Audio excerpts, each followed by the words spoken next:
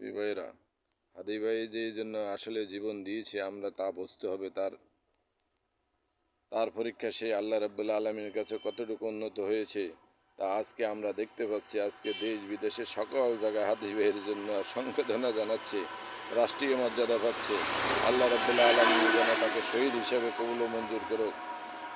সেই যে ন্যায় ইনসাফ ভিত্তিক সমাজ প্রতিষ্ঠা করার জন্য লড়াই করে গেছে, ইনশাআল্লাহ আমরা সবাই আজকে থেকে শপথ করি আমাদের শেষ রক্তবিন্দু দিয়ে হলেও আমরা সেই ইসলামের আইন বাস্তবায়ন করবই বাংলার জমিনে। ইনশাআল্লাহ সবাই আমাদের সাথে একত্রিত থাকেন। আমরা ইনশাআল্লাহ এই জমিনে আল্লাহর কোরআন আইন বাস্তবায়ন করে হাদি ভাইয়ের প্রতিশোধ নেবে ইনশাআল্লাহ। কোরআন আইন প্রতিষ্ঠা করাই আমাদের লক্ষ্য উদ্দেশ্য। আমাদের এই কোরআন আইন প্রতিষ্ঠা করার জন্য হাদি ভাই তার জীবন দিয়ে বুঝিয়ে গেছেন যে ইসলাম ছাড়া কোনো উপায় নেই। ইসলামের সর্বোত্তম ধর্ম আর ইসলামী আইন ন্যায় নীতির ধর্ম। আমরা আসেন সকলে একসাথে একত্রিত হয়ে সে আল্লাহর জমিনে আল্লাহর কোরআন আইন বাস্তবায়ন করি, তাহলে সকলের অধিকার বাস্তবায়ন হবে।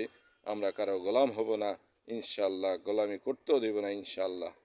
আল্লাহ যেন আমাদেরকে কবুল করেন।